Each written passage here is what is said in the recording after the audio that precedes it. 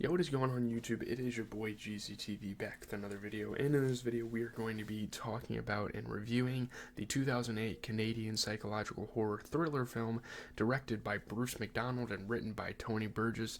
It is based off of his novel from 1995, Pontypool Changes Everything. He kind of gained some prominence, got kind of famous, got his big break from that, and 13 years later they decided to make a movie out of it. It's such a crazy, interesting concept. And yeah, we're just gonna kind of quickly talk about the plot, get into what people think, what I think about it, and then I think that's gonna be it. So yeah, this is a really interesting one. Let's get into it. So this movie takes place in the small town of Pontypool, Ontario, where radio announcer Grant Mazzy is driving on his way to work. He's one of the more prominent people of the area. Obviously, he's like a radio show host. Like every day when people tried to work, they pretty much hear his voice. Why does my screen look so pixelated in certain spots? It looks really trippy. I don't know what's going on. But during a stop sign, when he's at a stop, he is startled by a woman who repeats an indistinct word and then seems to repeat Mazzy's utterings as she staggers away. And it's super weird. It's super eerie, super creepy to kind of like really weird way to start this film, and that's really important because the repeating of words is going to be an important like kind of aspect to the story. So they're kind of foreshadowing, they're kind of like creating an atmosphere for what this movie is going to be about. So at the radio station, Grant's shock jock style and on-air persona entertain his technical assistant Laurel Ann while irritating his station manager Sydney. She's kind of like a producer. She makes sure he doesn't say anything too crazy. She's trying to like censor him and manage him, and he just isn't all for that. He still goes on, says whatever the fuck he wants. I mean, I feel like that's kind of the idea of a radio show. And people are gonna love it, when he starts talking about like radical issues. Like he wants to start talking about things that people actually care about. So, helicopter reporter Ken Loney, helicopter reporter, calls in with a report about a riot at the office of Dr. John Mendez that has resulted in numerous deaths.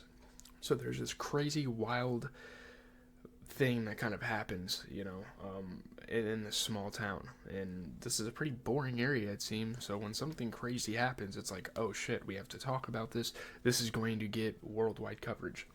And I mean, it does. They're right about that. So after Ken is unexpectedly cut off, the group tries to confirm his report, but their witnesses are disconnected before being put on the airwaves. So they're trying to get people to confirm the story, people that are in the area, people that are like witnessing what's happening, but they can't get any confirmation. So for all people know, this could be fake. So after they are contacted by the BBC for breaking the story, because again, this is a crazy event. This is something that doesn't happen in a lot of places, and it's crazy when BBC sees something happen in a freaking small town such as this, and they want to cover it. They want to talk to the news people about it. So Ken calls back and says he has taken refuge in a grain silo. He's like hiding from this mob of people. It's getting dangerous. These people are acting like erratically, acting like super crazy. So he describes the rioters as trying to eat one another or even themselves. It's so wild. Like it's just like this group of, it's like like a bunch of rabid people like kind of going mad. And you never really get a crazy image of what these people may look like. I mean, they do pull up to the radio station eventually, which we'll get to. But yeah, when one of the rioters attacks the silo, Ken's call is interrupted by an audio transmission in French. And yeah, I don't know. Like, I guess we kind of figure out why that is, because these people thrive on like English. So if you speak French, they're not going to understand you. They're not going to pick up your waves or something. It's a weird concept and something that doesn't really get explained all that well, which I think is a huge flaw with this movie. So Laurel Ann translates the transmission, which is an instruction to remain indoors, not to use terms of endearment, baby talk, rhetorical discourse, or the English language, and not to translate the message. And I feel like in a broader spectrum, this movie definitely represents something. I'm not going to get like all philosophical and get like interpretational, if that's a word, on this, but yeah, there's definitely a deeper meaning to this. So yeah, you can't like terms of endearment, like you can't call someone a sweetheart or honey or something like that. That's endearment. Obviously, you can't baby talk. Pontypool is declared to be under quarantine, so if something crazy is going on, these people have like contracted this weird condition that no one can explain right now. So, a confused and disbelieving Grant attempts to leave, but a horde of people attack the station, and Grant, Sydney, and Laurel Ann lock themselves inside, kind of having a quarantine of their own, trying to kind of hold the building down, make sure these people don't get in, because, based on the call they had with Ken, they know their intentions. So, as Laurel Ann shows signs of instability, she's starting to kind of lose herself, repeating words, standing in the same spot for like a half hour, it seemed. Dr. Mendez arrives at the radio station through a window and hides with Grant and Sydney in the soundproof booth, where the people can't hear them talking without the mics being on. So yeah, he's escaped and he's kind of broken into this place, and they're looking at him like, "What the hell are you doing, dude? We're under quarantine. Like, why would you barge in here?" But he's trying to escape these people. I guess he was trying to treat someone for a condition, and then it was something he couldn't treat, and it spread. We never really get an explanation for a lot of the stuff that happens. It's just kind of up for interpretation, I suppose. So, Ken calls in, and while on the air, succumbs to the virus. Ken being the guy from the chopper, which is really just his car sitting on a hill, which I forgot to kind of mention. Funny little plot twist. It's been a lie this whole time the show has been on air, I guess. So Laurel Ann begins to slam her head against the sound booth's window and chews off her lower lip. Ugh, fucking gross. It's pretty disturbing. Like, this is a genuinely creepy movie.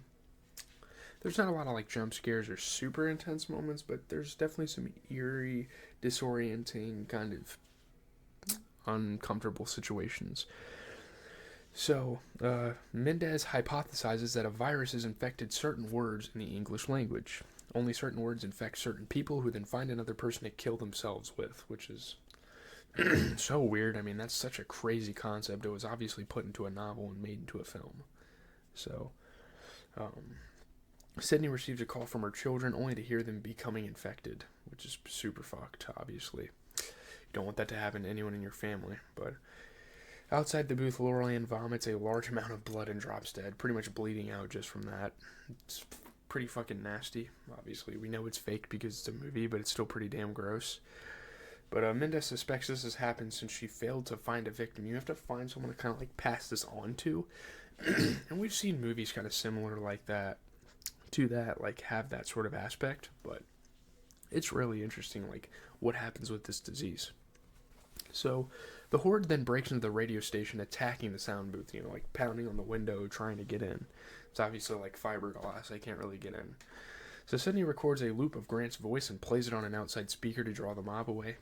And it's repeating, that's the key, like repeated words will draw these people.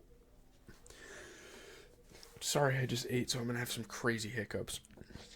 But Mendez starts repeating the word breathe, but immediately starts speaking Armenian upon realizing that the virus is exclusive to the English language, which prevents the virus from infecting him. So now they're going to have to start, speaking in foreign languages so the people infected can't hear them, can't understand them, can't find them to, like, infect them.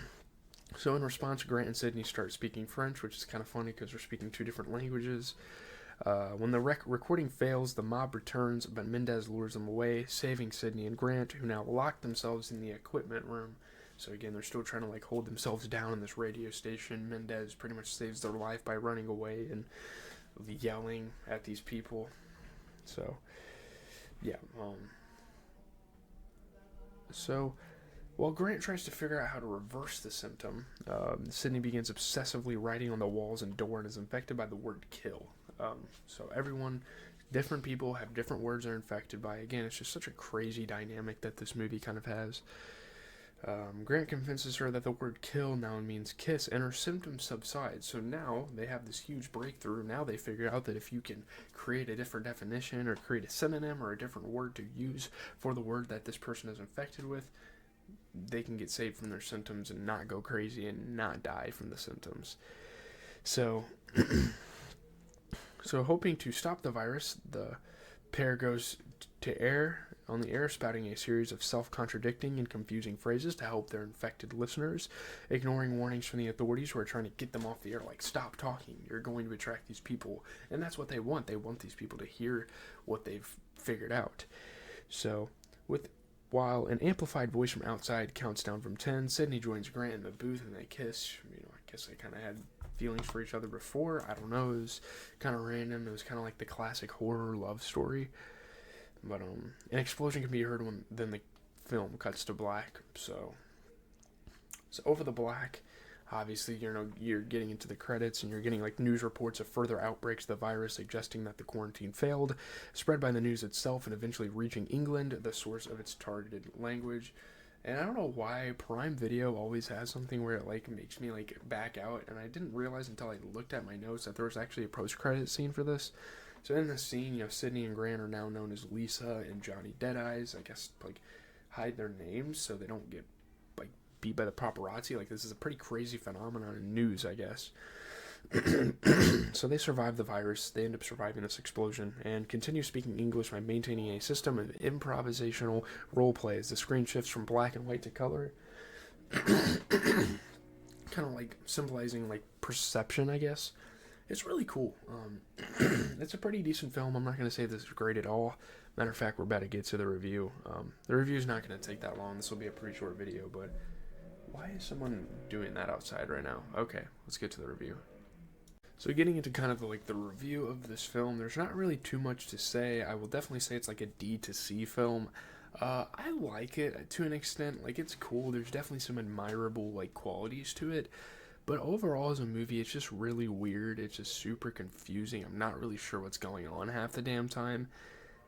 It's a little too confusing. I mean, it's witty and restrained. It's still pretty taut. It's still pretty funny. This Pontypool is a different breed of low-budget zombie film, and it's supposed to be a zombie film, I guess. But you don't really see it that way. Like, they kind of marketed it as that, but it's not really like that, which is super interesting. It's about average. I would say this is a pretty average like horror film. It's pretty run-of-the-mill. Obviously, there's some concepts that are different from a lot of other horror movies. I don't really have much to say. A lot of people say it's a pretty scary movie. I will agree. Like, that's a really big positive. Like, it's genuinely pretty scary. Like, it's haunting. Something like this could possibly happen, I guess. It does have some fantasy type of vibes to it. But I don't know. It's really interesting. Maybe like a prequel would be better, or like something that explains what the hell happened. It's cool. It's very low budget. I guess for a low budget film, it does a pretty good job. But that's all I have. Leave a like, comment, subscribe. Obviously, NBA games are on tonight, so any good games I will be discussing. Future and Metro Boomin are dropping an album tonight, so I'll probably be listening to that. Post an edited video of it tomorrow. We'll also do NBA recaps tomorrow, and then obviously we'll do like The Sopranos and stuff throughout the weekend, kind of close out that show a little bit. We're going to have to do a playoff prediction. I think we're going to do that on Monday. I think I'll record a video for it on like Sunday and then do it on Monday, so that'll be cool. But yeah, that's kind of like the content schedule lined up. Peace out.